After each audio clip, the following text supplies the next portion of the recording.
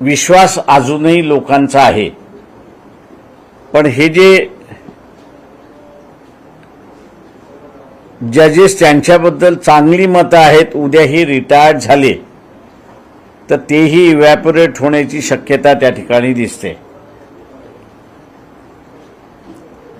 पक्षांतर्गतच्या निवडणुका मधल्या काळात कुठेतरी घराणेशाहीमुळे या सगळ्या रखडल्या गेल्या, त्या पुढे येऊ शकल्या नाही। घराणेशाही अनेक पक्षांमध्ये घराणेशाहीचा विषय येतो।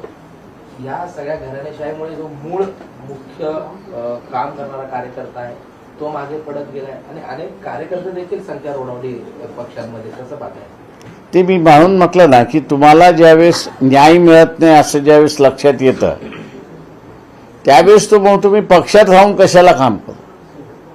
मला सोशल सर्व्हिस करायचे, मी माझ्या असणाऱ्या एरियामध्ये राहून त्या ठिकाणी करतो। त्याच्यामुळे कार्यकर्ताही रोडावला अशी असताना दिसते।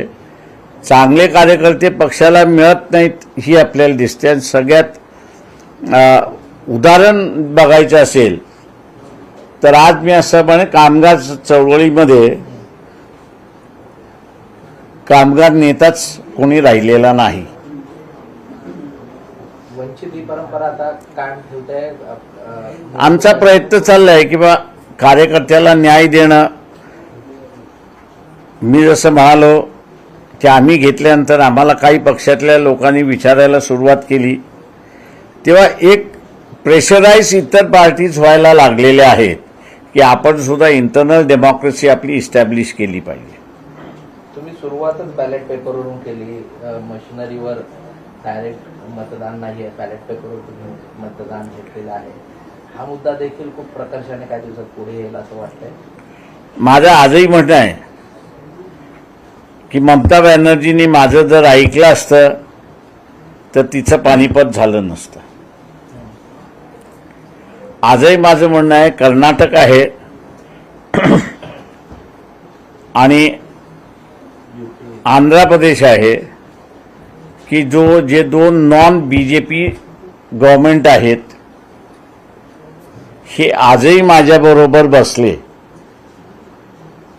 तर असेंब्ली इलेक्शन बॅलेटवरती कशा घ्यायच्या कायदेशीररित्याने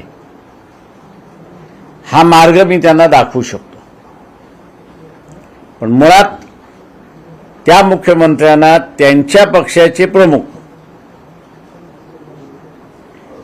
यांनी तो होकार दिला पाहिजे की बॅलेटवरती आणता येतं आणि मी त्यांना मग दाखवतो की बॅलेटवरती कसं आणता येईल।